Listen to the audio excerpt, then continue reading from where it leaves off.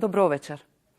Во рамките на циклус филмови на режисерот Милчо Манчевски ви го нудиме краткото упатство за употреба на филмологот Владимир Ангелов. Вечерва на програмата ќе имате можност да го видите долгометражниот игран филм Пред дождот, како и краткиот филм Четврток. Да уживаме во проекцијата.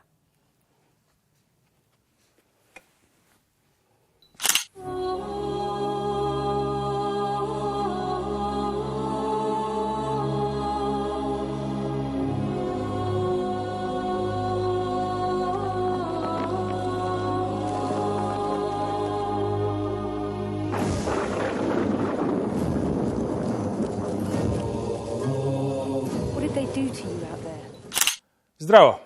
Јас сум Владимир Ангелов, филмолог, и вечерва ќе го гледаме филмот Пред дождот.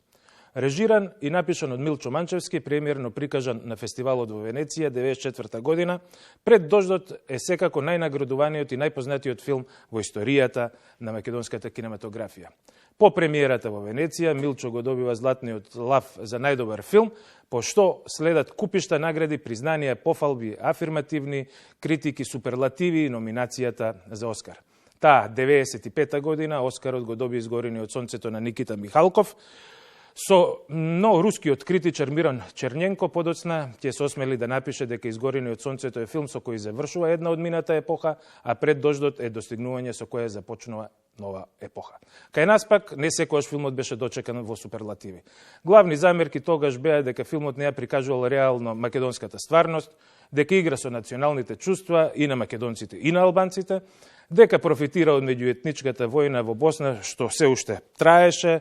Критичарите одеа и дотаму, а и ден денеска го прават тоа, да фаќаат кусур за тоа дека действието на филмот главно се случува во рурални средини и дека за нас, македонците, предпоставувам мислат и на албанците, филмот на секаде низ светот создал слика на селани, неурбани, примитивни и воинствени луѓе. Во таа 94 година, неколку години од осамостојувањето, не беше тешко да се формира такво мислење. Денеска, 25 години по Пред дождот, кога трезвено и неоптоварено можеме да размислуваме за филмот, за такви мислења немам оправдување. Мислам дека нема ништо што не е кажано за овој филм.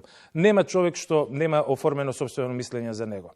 Репликите "Пукај бе, братучет, пукај" на Александар или "Времето никогаш не умира, а ни кругот не е тргалезен" на отец Марко стана дел од колоквијалниот говор. Чарли Чаплин има кажано дека комедијата на долг рок е трагедија, сакајќи да каже дека со времето делата добиваат и нови значења. Јас од денешен аспект Пред дождот би го свел на комплицирана мелодрама, затоа што главниот лик Александар има љубовница во Лондон, која што е англичанка и е мажена. Во родниот крај Александар го чека македонката Кате, а самиот е влюбен во албанката Хана. Александар последен пат ја видел Хане пред 16 години и може дури и да се предпостави дека Замира е ќерката на Хана е и негова ќерка. Замира подоцна бега со неговиот внук. Вака кажано, ова звучи доста банално, но леснотијата со која Манчевски ги избегнува замките да навлезе во тривијална патетика е неверојатно искрено. Овој филм обилува со такви замки.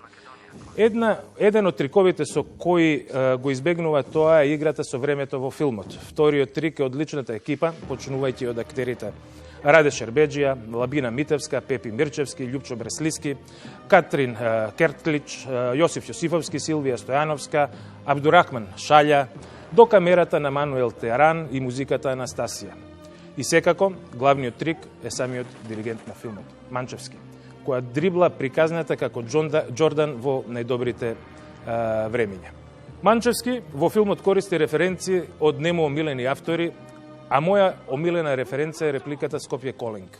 Затоа што во Лондон Колинг, оригиналот на Џо Страмер, стиховите продолжуваат со "Војната е објавена и битката доаѓа", што во 94 година беше в пророштво. Манчевски во овој филм ќе се појави како актер, односно тој е ликот чие убиство Александар го фотографирал во Босна. Некаде во филмот ќе ги чуеме и Бисти Бойс. Филмот предизвикува стимулирана мислење, а формата на Пред дождот, односно нелинеарната игра со времето на филмот се изучува во повеќе филмски академии. И затоа ќе ви дадам мало упатство за користење на филмот, односно за негово гледање. Не плашете се од тоа што Милчо ќе ве растресе низ филмското време.